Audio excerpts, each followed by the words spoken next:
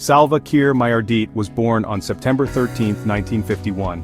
His birthplace was Akan, a small village nestled in the Bahr el Ghazal region of Sudan. This region would later become part of South Sudan. Kiir's family were Dinka people from the Awan clan. His father, Kwethbeni Atem, was a cattle herder. His mother, Aweru Woltong, worked as a farmer. Their life was deeply connected to the land and their community. Kiir's early education was limited. He attended Kojak Primary School, but opportunities were scarce. The seeds of rebellion were already being sown in Sudan. The people of South Sudan, largely Christian and animist, faced discrimination and marginalization from the Arab-dominated government in Khartoum. The First Sudanese Civil War from 1955 to 1972 raged during Kiir's childhood, leaving a deep impression on him. The desire for freedom and self-determination resonated with Kiir. As a young man, he joined the Anyanya movement. This was the first organized southern Sudanese rebel army fighting for independence. Kiir's decision to join the Anyanya marked the beginning of his long and tumultuous journey in the fight for his people's rights.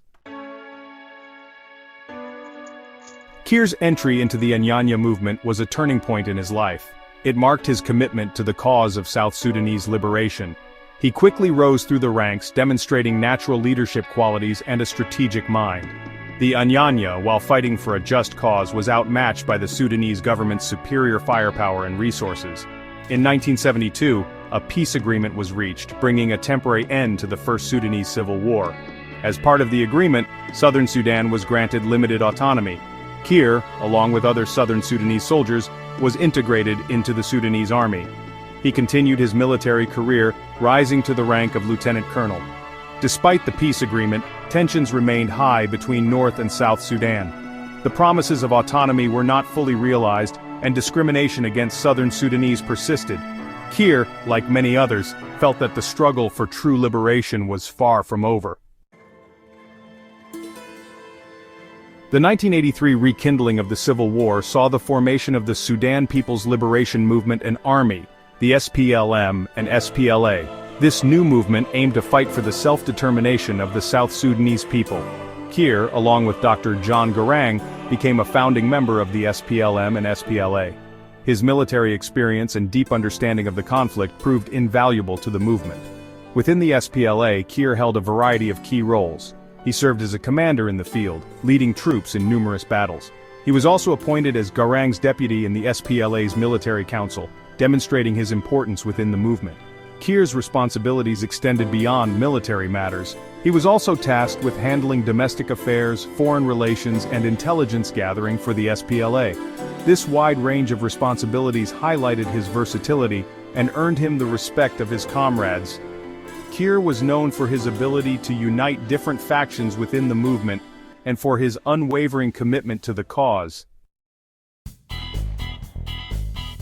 The early 2000s saw a significant shift in the Sudanese political landscape. International pressure to end the protracted civil war intensified. Negotiations between the Sudanese government and the SPLM and SPLA gained momentum. Kiir played a crucial role in these negotiations. His deep understanding of the conflict and his ability to find common ground proved instrumental in reaching the landmark Comprehensive Peace Agreement, or CPA, in 2005. The CPA was a historic moment.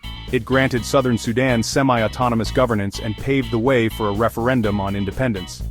Following the signing of the CPA, Kiir assumed the position of Vice President of Sudan.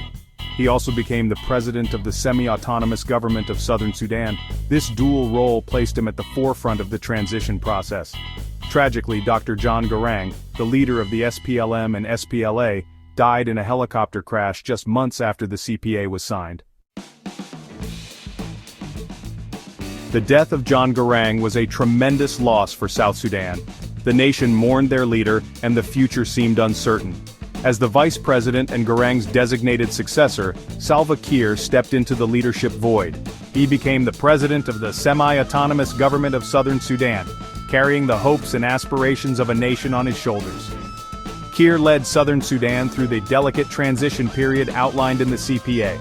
He oversaw the formation of government institutions, the drafting of a constitution, and crucially, the organization of the independence referendum.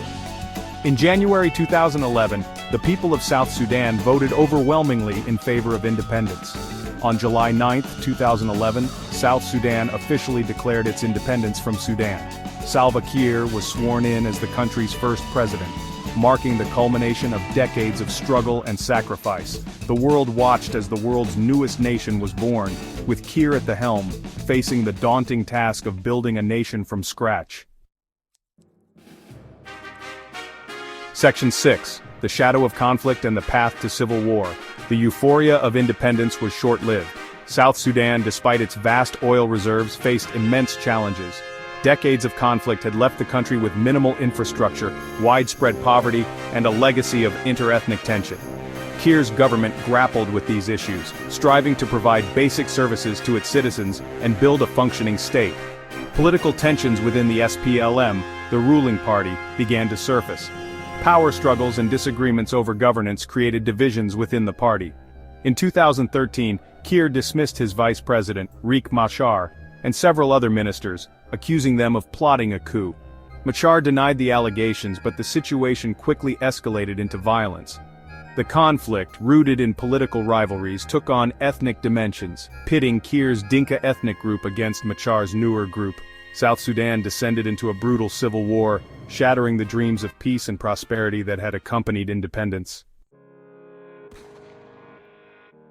Section 7. Navigating the turbulent waters of leadership. The Civil War proved to be a defining period in Kiir's presidency. The conflict devastated South Sudan, leading to widespread displacement, famine, and human rights abuses. The international community condemned the violence and pressured both sides to find a peaceful resolution. Kiir's leadership during this tumultuous period was met with mixed reactions. His supporters praised his resilience and his commitment to keeping the country united. His critics accused him of authoritarianism and blamed him for the country's descent into chaos. Multiple peace agreements were signed and broken, highlighting the deep mistrust between the warring parties. The war dragged on, exacerbating the humanitarian crisis and further fracturing South Sudan's fragile social fabric.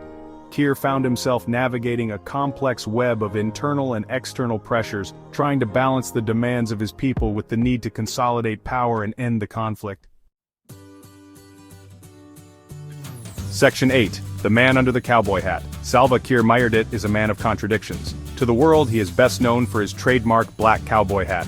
A gift from former U.S. President George W. Bush, the hat became an iconic symbol of Kiir's leadership. Some view it as a symbol of his close ties with the West, while others see it as an incongruous accessory in a country ravaged by war. Beneath the hat lies a complex figure shaped by decades of struggle and the burden of leadership. Kiir is known for his quiet demeanor and his deep-rooted faith. He often speaks of peace and reconciliation, even as the country he leads remains deeply divided. In his personal life, Kiir is a private man. He is married to Mary Ayan Mayardit, and they have children together. He is known to be a devoted family man, finding solace in their company amidst the turmoil of his political life. Section 9. A Legacy Yet to be Written.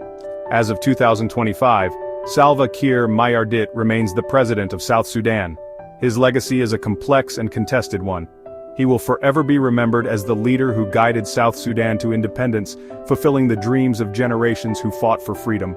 However, his presidency has also been marked by conflict, instability, and a failure to deliver on the promises of peace and prosperity. The civil war has left an indelible scar on South Sudan, and the task of rebuilding the nation remains daunting.